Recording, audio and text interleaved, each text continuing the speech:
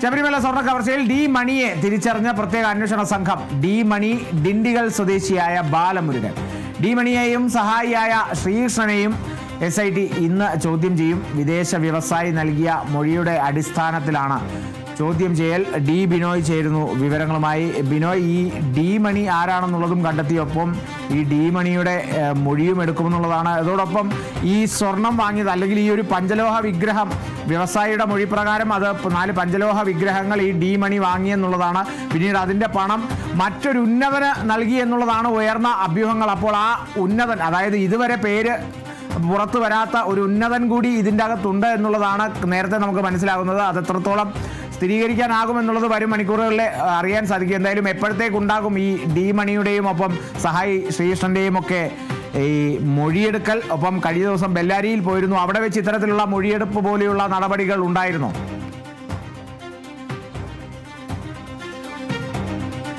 ഇമുനായി കൂടുതൽ വിവരങ്ങളുമായി അല്പസമയത്തിനുള്ളിൽ തന്നെ ചേരും.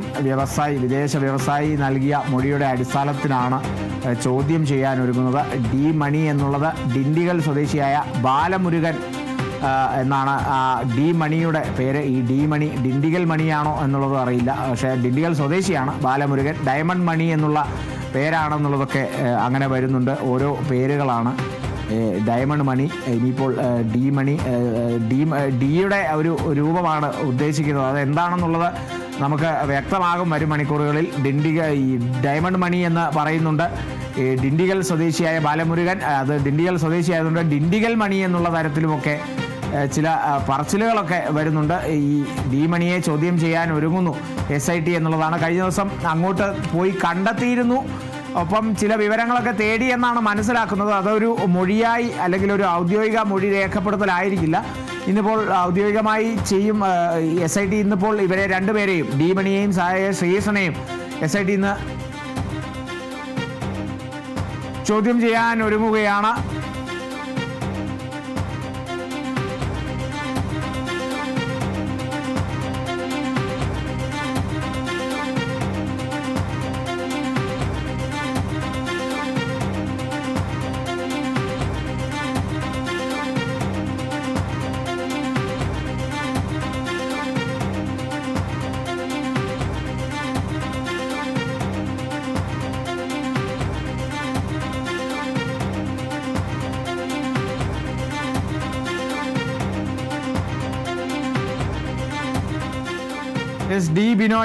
ഡി ബിനോയ് ചേരുന്നു വിവരങ്ങളുമായി.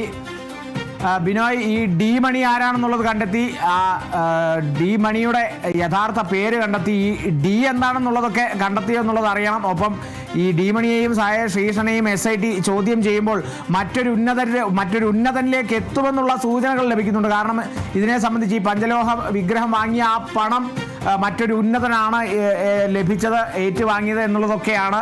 ഒപ്പം കഴിഞ്ഞ ദിവസം ഈ ഡി മണിയെ കണ്ടെത്താനായി അന്വേഷണ സംഘം അങ്ങോട്ട് പോയപ്പോൾ അവിടെ വെച്ചും ഇത്തരത്തിലുള്ള മൊഴിയെടുപ്പ് പോലെയുള്ള നടപടികൾ ഉണ്ടായിരുന്നോ? എന്തൊക്കെയാണ് കൂടുതൽ വിവരങ്ങൾ?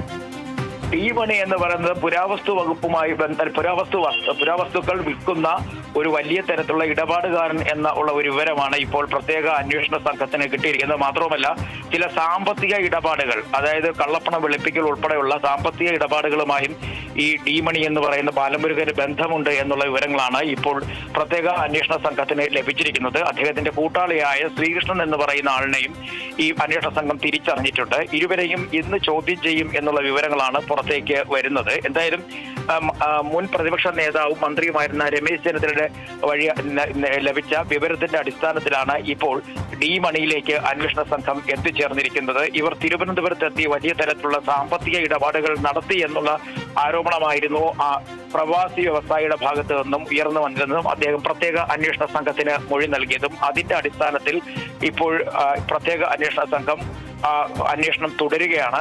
ഈ കഴിഞ്ഞ ദിവസങ്ങളിലൊക്കെ തന്നെ ഈ സംഘവും തിരുവനന്തപുരത്തുള്ള ഒരു പ്രമുഖരുമായി ചില ബന്ധങ്ങൾ ഉണ്ടായിരുന്നു, ഒപ്പം സാമ്പത്തിക ഇടപാടുകൾ ഉണ്ടായിരുന്നുള്ള വിവരങ്ങളൊക്കെ പുറത്തേക്ക് വരുന്നുണ്ട്. എന്നാൽ ഇത് എന്ത് തരത്തിലുള്ള ഇടപാടുകൾ എന്നുള്ള കാര്യത്തെക്കുറിച്ച് ഇപ്പോഴും ഒരു വിശദാംശങ്ങളും പ്രത്യേക അന്വേഷണ സംഘം പുറത്തേക്ക് വിട്ടിട്ടില്ല.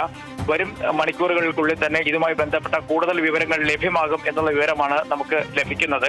എന്തായാലും ടി മണിയെ സംബന്ധിച്ചിടത്തോളം ഇയാൾക്ക് വിദേശത്ത് ഉൾപ്പെടെ വലിയ തരത്തിലുള്ള ബന്ധമുണ്ട്, ഇടപാടുകളുണ്ട് എന്നുള്ള വിവരങ്ങൾ ആണ് നമുക്ക് മനസ്സിലാക്കാൻ കഴിയുന്നത്. അങ്ങനെയാണെന്നുണ്ടെങ്കിൽ ഈ പ്രത്യേക അന്വേഷണ സംഘത്തിന് വിദേശ ഇടപാടുകൾ സംബന്ധിച്ചുള്ള അന്വേഷണം നടത്തുവാൻ കഴിയില്ല. അവർക്ക് പരിധികളും പരിമിതികളുമുണ്ട്.